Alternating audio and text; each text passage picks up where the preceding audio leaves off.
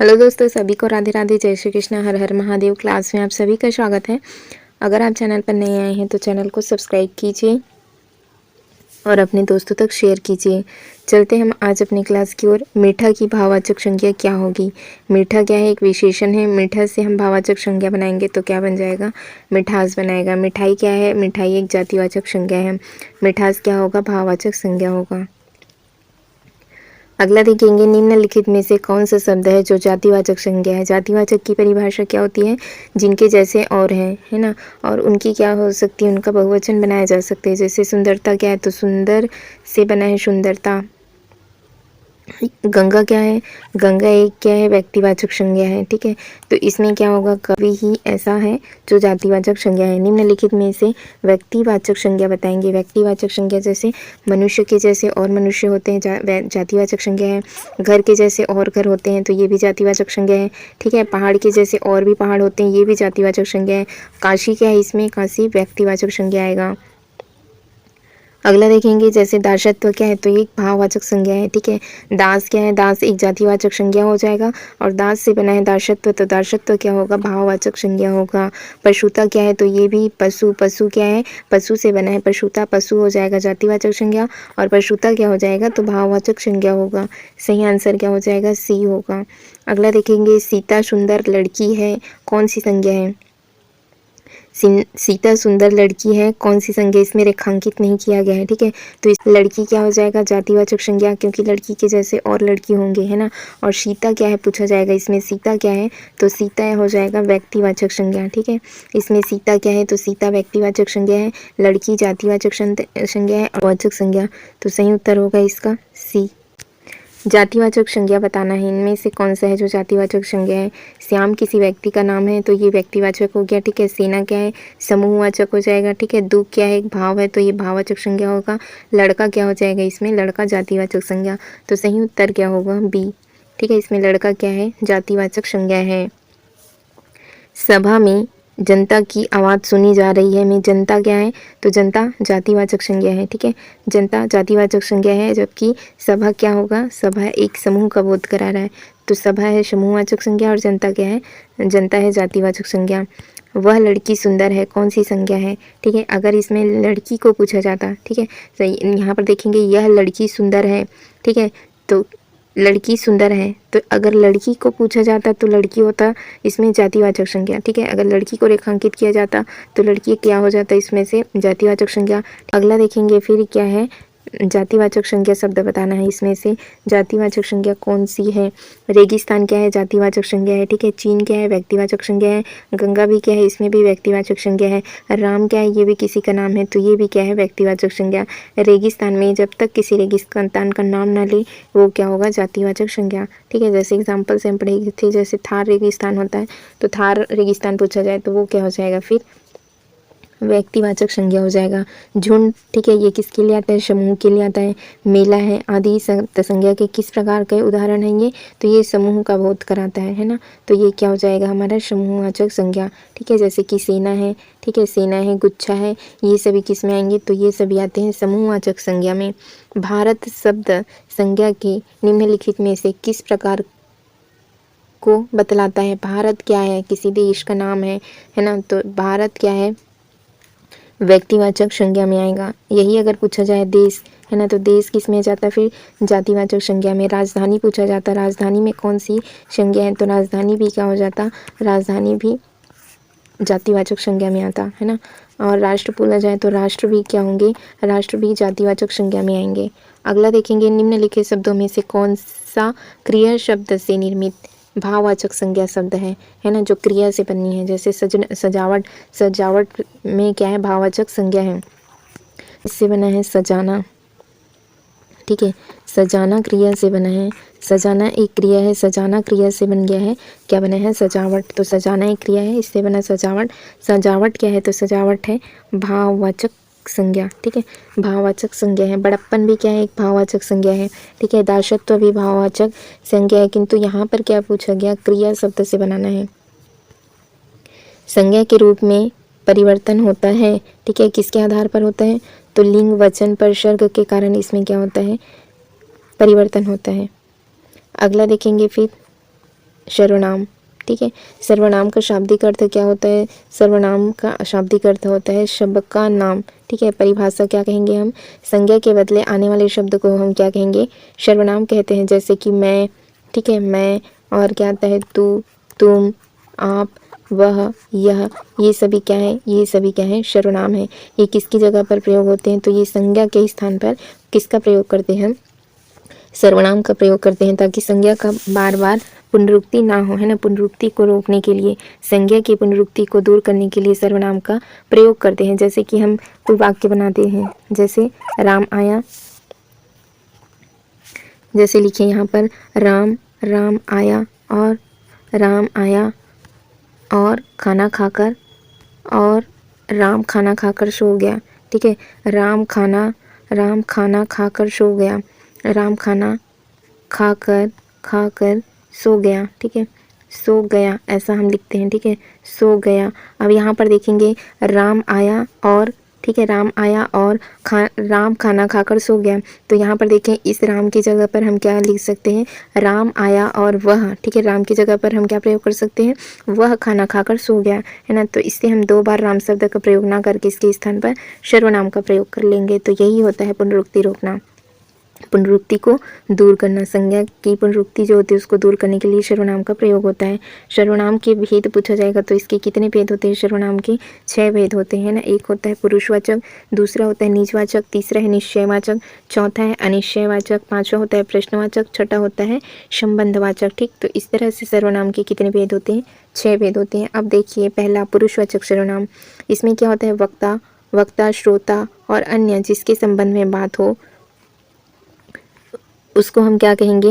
तो उसको हम कहते हैं पुरुषवाचक सर्वनाम, है ना। जिसमें वक्ता होता है ना, वक्ता होता है, श्रोता अर्थात कौन होता है? सुनने वाला। और वक्ता कौन होता है? जो बोलने वाला होता है उसको हम क्या कहते हैं? वक्ता कहते हैं। और जो सुनने वाला होता है उसको श्रोता कहते हैं। और अन्य, है ना, जिसके बारे में बात चल रही होती है वो किस में आएंगे? अन्य में आएंगे, है ना। तो इस तरह से इसके अलग अलग पुरुषवाचक सर्वनाम को हम बांटते हैं। जैसे कि उत्तम पुरुष में कौन आते हैं? उत्तम पुरुष आएगा, मध्यम पुरुष और अन्य पुरुष। उत्तम पुरुष में किसकी बात होगी? मैं, हम, तुम, है ना, मुझे, मेरा, हमारा, मतलब कि मैं और तुम। ठीक है, ये मैं और हम, मैं, हम। ठीक है, अब इससे आप कोई भी और बना सकते हैं मैं से, जैसे मेरा, ठीक है, मेरा, हमारा। ठीक है, तो ये क्या होंगे? सभी ये होंगे उत्तम पुरुष में। ठीक है, मैं, उत्तम, और तुम में कौन आएंगे? तुम, तू, है ना, तुम, ठीक है, तुमको, तुझसे, ये सब किस में आते हैं? मध्यम पुरुष में। ठीक है, तुम और क्या कह सकते हैं हम? आप। तो मैं किस में आएंगे? मैं, उत्तम। ठीक है, उसके बाद तुम और आप, ये किस में आते हैं? ठीक है, इनसे अब और हम क्या बना सकते हैं? जैसे तुमसे, तुम्हारा, तुम्हारे, तुमसे, है ना। तो ये जैसे शब्द आएंगे ये मध्यम पुरुष में आएंगे। ये क्या होता है? मैं, खुद, है ना, स्वयं की बात होती है। इसमें उत्तम पुरुष में मैं और हम आएंगे। ठीक है, मध्यम पुरुष में तुम और आप आते हैं। अन्य पुरुष में ये, वे। ठीक है, ये, वे, यह, वह, ये सभी किस में आते हैं? यह, वह, ये सभी किस में आएंगे? अन्य पुरुष में। ठीक है, यहाँ पर देखिए अब जैसे क्या लिखा है, वक्ता या लेखक जिन सर्वनाम का प्रयोग अपने लिए करता है ना, स्वयं के लिए, जैसे मैं, हम, मुझे, मेरा, हमारा, ऐसे शब्द आएंगे। जैसे मैं खाना खा रहा हूँ, मेरा भारत महान, तो ये क्या है? उत्तम पुरुष है। मध्यम पुरुष में क्या होगा? वक्ता या लेखक जिसे अपनी बात कहता है। जैसे इसमें स्वयं लेखक होते हैं जो अपनी बात को कहते हैं, है ना। और इसमें क्या होते हैं? श्रोता होता है ना, जो सुनने वाला होता है। कौन होता है? श्रोता होता है ना, सुनने वाला। इसमें होते हैं सुनने वाला। ठीक, और अन्य पुरुष में क्या होते हैं? जिनके बारे में बात चल रही होती है वो होते हैं अन्य पुरुष में। ठीक, अब देखेंगे वक्ता या लेखक जिससे अपनी बात को कहता है ना, जिसके लिए प्रयुक्त होने वाले सर्वनाम को हम क्या कहेंगे? मध्यम पुरुष। जैसे तुम, आप, तुम्हारा, आपका। हम उदाहरण देखते हैं, आप यहाँ आइए। ठीक है, या तुम कौन हो? तो ये क्या होंगे? मध्यम पुरुष में, क्योंकि तुम और आप किस में आते हैं? मध्यम में। अन्य पुरुष में क्या होगा? जिनके बारे में बात कर रहे होते हैं उनके बारे में आता है। जैसे वक्ता या लेखक श्रोता या पाठक से जिसके विषय में बात करते हैं वे किस में आते हैं? अन्य पुरुष में। जैसे कि यह इंद्रावती भवन है। ठीक है, ये लड़कियां हैं, तो ये क्या हो गया? ये, वे, ऐसे शब्द आएंगे, है ना। तो ये किस में आएंगे? अन्य पुरुष में आएंगे। यहाँ पर देखेंगे वह, यह, ये, वे, इनकी, उनकी, ऐसे शब्द आएंगे तो ये क्या होगा, अन्य पुरुष। ठीक है, तो पुरुषवाचक के सर्वनाम में पुरुषवाचक सर्वनाम को हम 3 भाग में बांटते हैं, उत्तम पुरुष, मध्यम पुरुष, अन्य पुरुष। मैं, हम, ठीक है, ये किस में आएंगे, उत्तम पुरुष में। मध्यम पुरुष में तुम और आप आते हैं, अन्य पुरुष में यह, वह, ये, वे ऐसे आते हैं। ठीक है, उत्तम पुरुष में कौन होते हैं, जिसमें लेखक स्वयं बात कर रहे होते हैं। मध्यम पुरुष में जो श्रोता होता है, सुनने वाला होता है। ठीक है, और अन्य पुरुष में कौन होता है, जिनके बारे में बात चल रही होती है। ठीक है, किसी तीसरे व्यक्ति के बारे में बात चल रही होती है, ये, वे ऐसे आते हैं। फिर आता है नीचवाचक। नीच मतलब होगा स्वयं के लिए, जिस सर्वनाम शब्दों का प्रयोग वक्ता, लेखक स्वयं के लिए करता है ना, इसमें क्या होता है, स्वयं के लिए करता है, वो क्या होते हैं, नीचवाचक सर्वनाम होता है वहाँ पर। अर्थात जहाँ हम स्वयं के लिए अपना, है ना, आप, अपना, स्वयं, मैं अपने आप यह करता हूँ, काम करता हूँ, मैं अपना काम अपने आप करता हूँ, मतलब स्वयं की बात हो रही है। ठीक है, वर्ष होता है मतलब खुद ही चला जाएगा। ठीक, यहाँ पर देखिए मैं, आप ही चला जा आता है। ठीक है, मैं, यहाँ पर देखेंगे वह स्वयं, स्वयं यहाँ नहीं आना चाहती, मतलब खुद की बात हो रही है। जब स्वयं की बात हो रही होगी, स्वयं की बात हो रही है, तो वहाँ पर क्या होगा, नीचवाचक सर्वनाम होगा। मैं यहाँ काम आप ही कर लूँगी, मतलब खुद की बात हो रही है, स्वयं की बात हो रही है। यहाँ पर देखेंगे, यहाँ पर वह अपने मामा के घर जा रही है, मतलब स्वयं की बात हो रही है, तो यहाँ पर क्या हो जाएगा, सब में नीचवाचक सर्वनाम हो जाएगा। नीच में यदि आप शब्द का प्रयोग श्रोता के लिए हो तो वह मध्यम पुरुष में होता है, और जहाँ आपका प्रयोग, ठीक है, आपका प्रयोग अपने लिए हो, वहाँ पर क्या होता है, वहाँ पर नीचवाचक होता है। ठीक है, यदि आपका प्रयोग, जैसे तुम और आप, ये किस में आते हैं, तुम और आप आते हैं मध्यम पुरुष में। ठीक है, तुम और आप आते हैं मध्यम पुरुष में। जब तुम और आपका प्रयोग होगा श्रोता के लिए तो मध्यम पुरुष में जाएगा, और ये आपका प्रयोग स्वयं के लिए हो, अर्थात लेखक के लिए हो, तो वो किस में जाएगा, फिर नीचवाचक में जाएगा। जैसे यहाँ पर देखें, आप कहाँ जा रहे हैं ना, तो ये प्रश्न कर रहे हैं, पूछ रहे हैं, प्रश्न पूछ रहे हैं, तो आप कहाँ जा रहे हैं, तो आप इसमें किस में जाएगा, फिर मध्यम पुरुष में जाएगा, है ना, क्योंकि ये श्रोता के बारे में बात चल रही है ना, जो सुनने वाला है उसी से तो पूछेंगे कि आप कहाँ जा रहे हैं, कि अपने आप से पूछेंगे कि आप कहाँ जा रहे हैं, तो ये आप अपने लिए नहीं होगा, बल्कि किसके लिए होगा, मध्यम पुरुष। ठीक, तो यहाँ पर क्या होगा, मध्यम पुरुष होगा। और यहाँ पर देखें, मैं यहाँ काम अपने आप ही कर लूँगा। ठीक है, तो अपने आप, यहाँ पर आप किसके लिए बात चली, अपने स्वयं के लिए, खुद के लिए, तो यहाँ पर क्या होगा, निजवाचक होगा। फिर देखेंगे प्रश्नवाचक सर्वनाम में क्या होता है, इसमें प्रश्न पूछा जाता है। जिन सर्वनाम में किसी व्यक्ति, वस्तु, घटना और क्या व्यापार के बारे में प्रश्न का बोध कराए, वो क्या होगा, प्रश्नवाचक। जैसे अतिथि तुम कब जाओगे, है ना, तुम कहाँ रहते हो, ठीक, तुम क्या कर रहे हो, तो इसमें क्या पूछा जा रहा है, प्रश्न पूछा जा रहा है, तो ये क्या होगा, प्रश्नवाचक सर्वनाम होगा। संबंधवाचक सर्वनाम में क्या होगा, जिन सर्वनाम शब्दों में दो भिन्न बातों का संबंध प्रकट हो, अथवा जो प्रधान वाक्य से आश्रित वाक्य का संबंध जोड़ता हो, वहाँ पर क्या होगा, संबंधवाचक। इसमें कैसे शब्द आते हैं, जो, सो, ठीक है, जो, सो, जिसका, जिसका, उसका, है ना, जिसका, उसका, या फिर जैसी, वैसी, ऐसे क्या जोड़ दिया जाएगा, इसमें संबंध जोड़ा जाएगा, है ना। पहले वाक्य से दूसरे वाक्य पर क्या होगा, फिर आश्रित होगा। जैसे कि जो सोवत है, ठीक है, जो सोवत है, सो खोवत है, एक वाक्य क्या हो गया, दूसरे पर आश्रित हो गया। जैसी करनी, यहाँ पर देखें, जैसी करनी वैसी भरनी, मतलब जैसा करोगे वैसा ही भरोगे, तो ये जैसी वैसी, इसको क्या जोड़ दिया गया, संबंध, तो यहाँ पर क्या होगा, संबंधवाचक। और उदाहरण देखिए, जो आया है सो जाएगा, जिसकी लाठी उसकी भैंस, जिसकी उसकी, जो, सो, जो अच्छा होता है, ठीक है, जो अच्छा होता है उसके साथ अच्छा ही होता है, जो अच्छा होता है उसके साथ भी अच्छा होता है। फिर देखेंगे, जो पढ़ेगा वही बढ़ेगा, तो जो और वही, इससे क्या जोड़ दिया गया, संबंध। निम्नलिखित वाक्यों में रेखांकित सर्वनाम का प्रयोग बताएंगे। जो परिश्रम करेगा वह सफल होगा, तो यहाँ पर क्या है, संबंधवाचक है ना। जो परिश्रम करेगा, आगे देखिए, फिर सफल होगा, वह सफल होगा, तो ये क्या हो गया, आश्रित। ठीक, तो ये क्या होगा, फिर संबंधवाचक, जो और शो से संबंध जोड़ दिया गया। निजवाचक में क्या, निश्चयवाचक में क्या होता है, किसी निश्चित व्यक्ति, वस्तु, घटना, कर्म के अनुसार प्रयुक्त होने वाले सर्वनाम को हम निश्चयवाचक कहते हैं। जैसे समीप की वस्तुओं के लिए या फिर दूर की वस्तुओं के लिए निश्चित किया जाता है, यह, ये, इन्हें, इनका, ऐसे शब्द आते हैं इसमें, है ना। वह, ये, उन्हें, उनका, ठीक, ये होगा दूर के लिए। अब देखेंगे, राम यहाँ नहीं वहाँ रहता है, ठीक है, राम यहाँ नहीं बल्कि कहाँ रहता है, वहाँ रहता है, तो इसको क्या कर दिया गया, निश्चित कर दिया गया। वह कुत्ता है, मतलब कि क्या है, यह बात निश्चित है।